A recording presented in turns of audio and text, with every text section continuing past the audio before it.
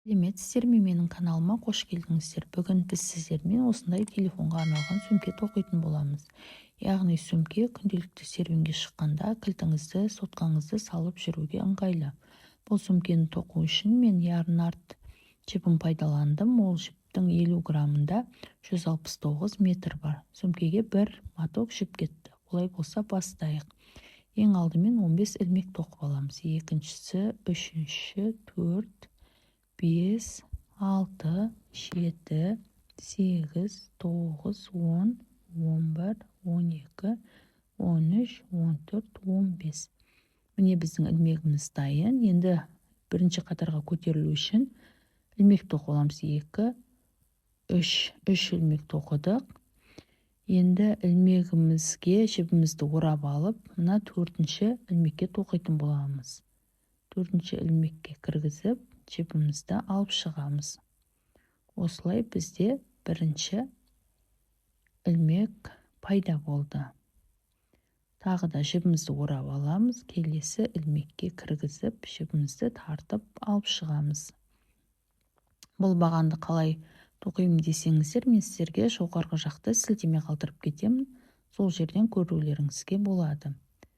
Осылай бірінші қатарды толықтай аяқтап шығамыз.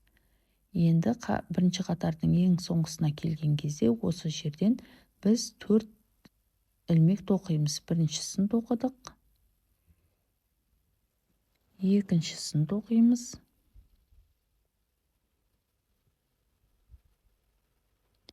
үшіншісін, төртіншісін тоқимыз. Яғни бұл бізде сөмкенің түпкі жағы иіліп тұру үшін қажет. Енді әрі қарай жібімізді алып шығып, тура басындағыдай қайталап тоқи беретін боламыз.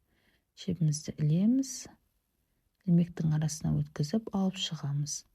Осылай соңына дейін барамыз. Сіздер өздеріңіз қайталап шығыңыздар. Міне қатардың ең соңына келдік. Осы жерден біз 3 ілмек тоқимыз. Біріншісін тоқыдық. Неге үшеу десеңіздер, өйткені қатардың басында біріншісі тоқылып кетті. Екіншісін тоқимыз, үшіншісін тоқимыз. Енді қатарымызды аяқтаймыз. Қатарымызды аяқтап, ілмекті өткізіп аламыз. Міне осылай бізде сөмкенің түп жағы дайын болды.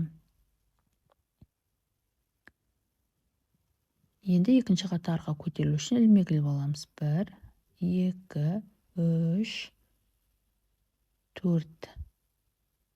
Жібімізді ілеміз. Осы жерден 2 ілмек тоқимыз.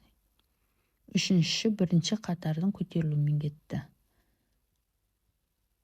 Енді 2 ілмекті қалдырып, үшінші ілмекке тоқитын боламыз. Екеуін қалдырдық, үшіншісіне жібімізді ораймыз. Осы жерден 3 баған, бір орамды баған тоқып шығатын боламыз. Екіншісін тоқыдық, үшіншісін тоқимыз. Тағы да 2 ілмекті қалдырып кетеміз. Үшінші ілмекке 3 орамды баған тоқимыз. Біріншісін тоқыдық, міне. Екіншісін тоқимыз. Үшіншісін тоқимыз.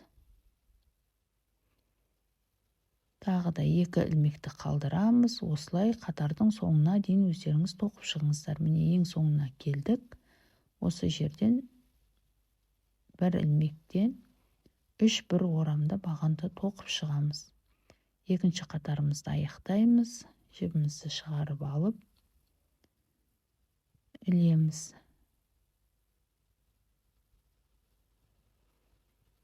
Міне бізде өрнек пайда бола бастады. Енді үшінші қатарды тоқимыз. 1, 2, 3 ілмек іліп аламыз. Осы жерден 2 бір орамды баған тоқимыз. 2 біріншісін тоқыдық. Біріншісін тоқыдық. Енді екіншісін тоқимыз. Міне үшеу пайда болды. Енді 2 ілмекті қалдырып, үшіншісіне тағы 1 орамды баған тоқитын боламыз. Біріншісін тоқимыз, екіншісін тоқимыз, үшіншісін тоқимыз. Тағы да 2 ілмекті қалдырып кетеміз, үшіншісіне тоқимыз. Біріншісін тоқыдық, екіншісін тоқыдық, үшіншісін. Осылай үшінші қатарда аяқтаймыз. Бізге қажетті ұзындық пайда болғанша осылай қайталап тоқи беретін боламыз. Міне бізде қажетті ұзындық пайда болды. Мен осылай 11 бағанды толықтай тоқып шықтым. Енді біз сөмкеміздің ауыз жағын тоқитын боламыз. Жібімізді іліп аламыз. Ілмектің арасынан өткізіп, 2 жіптің арасынан өткіземіз. Яғни бізге бұлай тоқуымыз сөмкеміздің ауызы созылып кетпейтіндей ыңғайлы жинақы болып тұру үшін қажет. Осылай міне бірінші қатарды аяқтадық. Жібімізді біріктіріп аламыз. Бірінші қатарды аяқтап жібімізді алып шығамыз. Тағы да 2 ілмек іліп аламыз. Жіптің арасынан өткізіп алып шығамыз. Осылай мен 4 қатарды толықтай тоқып шықтым. Сіздер өздеріңізге қанша ұзындық қажет, сонша тоқып шықсаңыздар болады. Енді біз сөмкеміздің ауыз жағына түйме тоқимыз. Сол түймені іліп тұру үшін жіп іліп аламыз. Яғни осы жерден біз ілмек ілетін боламыз. Жібімізді аламыз. Осылай біз 13 ілмек іліп шығатын боламыз. Міне біздің 13 ілмегіміз дайын. Енді міне 1, 2, 3 ілмекті қалдырып, 4-ші ілмекке тоқитын боламыз. Жіпті кіргізіп алып шығамыз. Тура жаңағы қатардағыдай қайталап шығамыз. Міне бізде дайын болды. Енді баумен 2 жағынан түйме тоқитын боламыз. Енді бауға кірсек, жібімізді кіргізіп алдық. 1 ілмек ілдік, 2-ші ілмек ілдік, 3-ші ілмек ілдік. Енді сөмкемізді айналдырамыз. Жаңағы кіргізген ілмектің арасынан жіпті алып шығамыз. 2 ілмек болды, 2 ілмектің арасынан өткіземіз. Сөмкемізді айналдырамыз. Жаңағы 2 ілмек тұр бізде. Сол 2 ілмектің арасынан жіпті кіргізіп алып шығамыз. Бізде 2 ілмек қалды. Осы 2 ілмектің арасынан өткізіп аламыз. Осылай қайталай беретін боламыз. Өзі сіздерге ыңғайланып көрініп тұрады. Міне 2 ілмек. Осы 2 ілмектің арасынан алып шығамыз. Тағы 2 ілмек қалады. 1 ілмек іліп аламыз. Жанынан тағы 2 ілмек шығып тұрады. Соны алып тоқи бересіздер. Яғни өздеріңізге қажетті ұзындық пайда болғанша тоқисыздар. Мен 80-90 сантиметрдей тоқыдым. Яғни бұл менің өзіме ыңғайлы ұзындық болып табылады. Міне аяқтадық.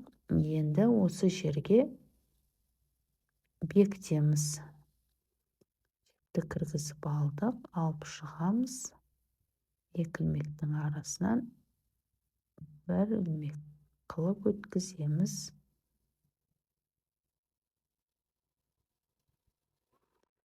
Тағы да сөмкенің шеткі ілмегінен жіпті кіргізіп алып шығамыз. Жіпті өткіземіз. Сөмкенің бауынан алып шығамыз.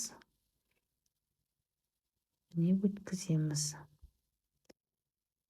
Міне біздің сөмкеміздің бауы дайын болды. Енді түйме тоқитын боламыз. Ол үшін жіпті дөңгелектеп алып, осы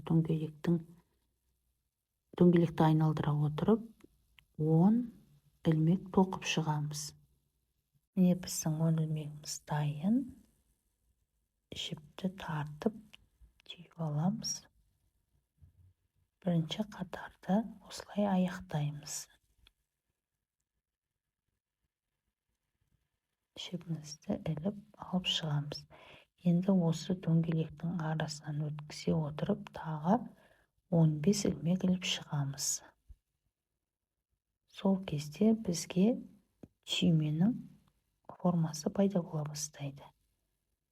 Міне, көріп тұрғандарыңыздай түйме пайда болды. Енді осыны сөмкемізге орналастырып тігетін боламыз. Түймені орналастырамыз. Ілмек арқылы жібімізді кіргізіп аламыз. Сөмкенің ішкі жағына тартып алып шығамыз. Одан кейін бергі жағынан тартып ілетін боламыз. Осылай өздеріңіз айналдыра отырып тоқып шығасыздар. Міне, бізде осындай әдемі, ыңғайлы шағын сөмке пайда болды. Сұрақтарыңыз болса, комментарийға қалдырыңыздар, мен міндетті түрде жауап беремін. Каналыма тіркеліп қоюды ұмытпаңыздар.